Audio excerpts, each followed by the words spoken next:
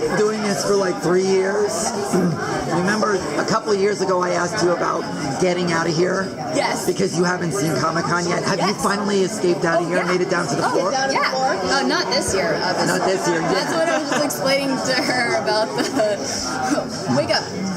Make up. Here. Close. Go. Where am I? So you finally made it down there? I made it down there. We did that last year. And it was amazing. Literally, the second booth I just stopped by, just random. A guy, I don't remember what his name is, an artist, did the 100, little original art poster of all of us. And I was like, oh my god, hey! And he was like, hey! I was freaking out because I'd never seen anything before. I didn't know that was what happened. And he was so awesome. He gave me some for everybody. It was so great. It's a blast. I wish I could stay longer. Can you walk through there without actually getting mobbed? I wore a mask. You wore a mask? What mask? I wore a zombie mask. You wore what? A zombie mask. A zombie mask. I have a picture. I'll give you a picture. I didn't at first. I was like, no one's gonna recognize me, and then people did, and I was like, oh my god, this is crazy. But so I was really shocked.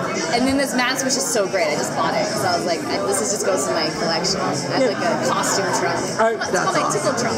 Are you amazed at how this show has grown? Because I was here for the very first 100 Festival. Are you amazed? I'm amazed. It's nuts. But amazement, yes. And Raven has quickly become everyone's favorite character. Can you talk about why that to is? everybody? Mark has been there.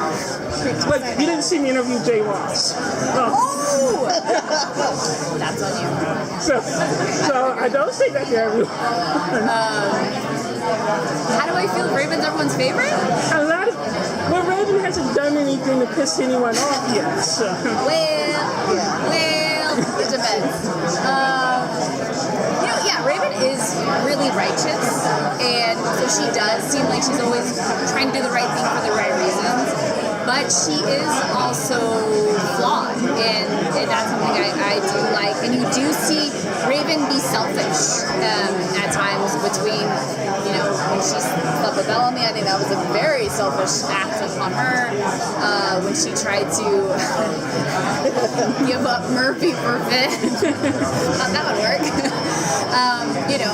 But she does it out of survival, and I think even taking the chip was a very selfish act. And the thing is, I think when Raven's selfish, there's a reason behind it, and the audience can understand that, whereas the other characters, just seem selfish.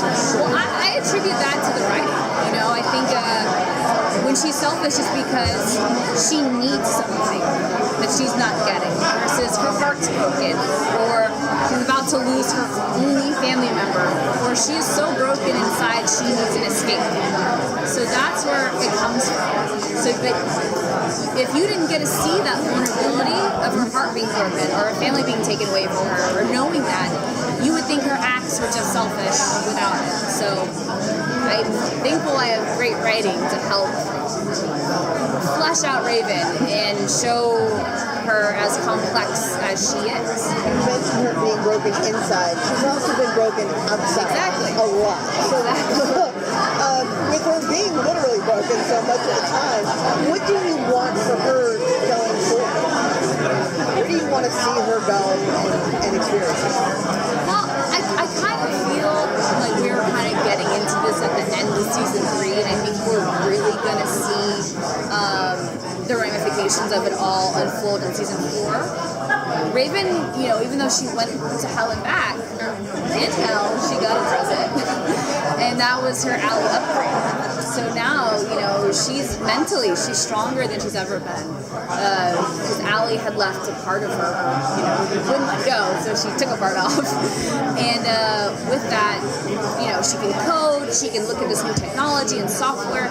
She understands Allie and the creation of Allie and Becca's work on a level that no one else can or will because of just her knowledge.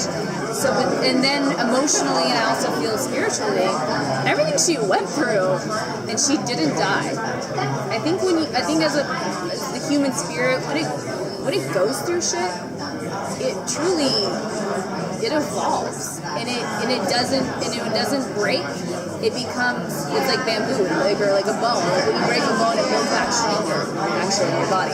Because the weird thing about the weird thing about Raven's character, and I always laugh, is the fact that if a bad thing has to happen to a character, it's Raven that it happens to. Can you talk about that a little bit? Yeah, you know what? I think that's unfortunate. It's a little stressful for me. Tired of crying, tired of screaming. But you know, I think that's a contribution to her character. When Raven came out, she just came out arrows blazing, strong, like, you know, like she's pulling knives on bitches. You know what I mean? Like, she doesn't care. She's tough and she's smart and she knows it, and she knows that she can take care of business. So I think when, you know, a great story is when you have a person or you have a character and situation forces them to change. So what do you do with a character that's so strong to begin with? Well, break them.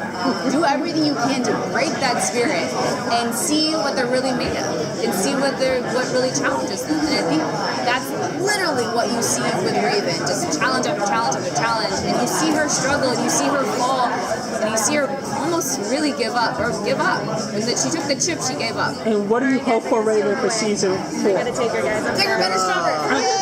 Okay. Thank you